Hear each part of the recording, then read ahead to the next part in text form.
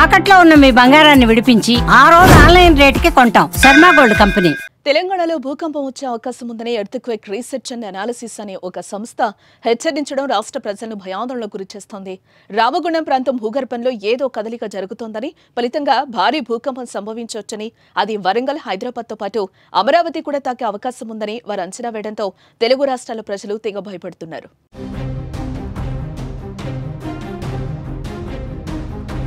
Earthquake ప్రకటనపై ప్రభుత్వ వర్గాలు కానీ పెద్ద శాస్త్రీయ సంస్థలు కానీ ఇంతవరకు ధృవీకరించనే లేదు.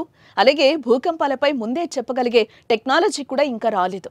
భూకంపాలను ముందుగా ఖచ్చితంగా ఊహించడం సాంకేతికంగా సాధ్యం కాదని నేషనల్ సెంటర్ ఫర్ సిస్మాలజీ వంటి సంస్థలు స్పష్టం చేస్తున్నాయి. దీంతో ఈ భూకంప హెచ్చరికను పెద్దగా పట్టించుకోవాల్సిన అవసరం లేదని నిపుణులు సూచిస్తున్నారు.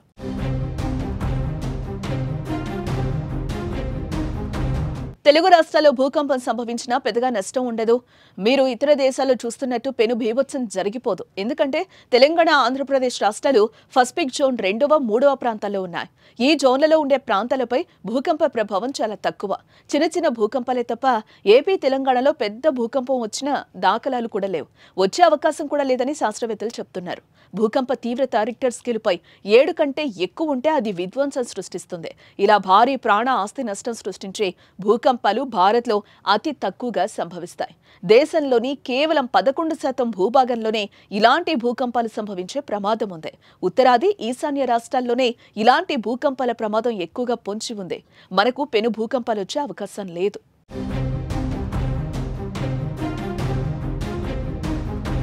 అయితే ప్రజలు తాజా హెచ్చరికతో భయపడ్డానికి కారణం తరచూ ఇటీవల ఉత్తరాది రాష్ట్రాల్లో వరుస భూకంపాలు రావటం, గతేడాది వచ్చిన తెలంగాణ, ఏపీలో భూకంపం సంభవించడమే. 2024 డిసెంబర్ నెలలో ములుగు జిల్లాలో భూకంపం సంభవించింది. దీని ప్రభావం 2 తెలుగు రాష్ట్రాలపై పడింది.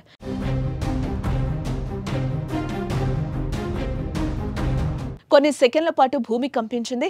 ఉమ్మడి వరంగల్, ఖమ్మం జిల్లాలో ప్రకంపనల తీవ్రత అధికంగా కనిపించింది. ఆదిలాబాద్ నుంచి ఇటు ఆంధ్రప్రదేశ్లోని గోదావరి జిల్లాల వరకు భూకంప ప్రభావం కనిపించింది. 5.3 తీవ్రతతో ఆ భూకంపం సంభవించింది. ఆ సమయంలో భూకంప ప్రభావం స్పష్టంగా కనిపించింది. ఇంతలోనే మరో భూకంప హెచ్చరికతో ప్రజలు భయపడుతున్నారు. ఎలాంటి ఆందోళన అవసరం లేదని వాతావరణ అధికారులు చెప్తున్నారు.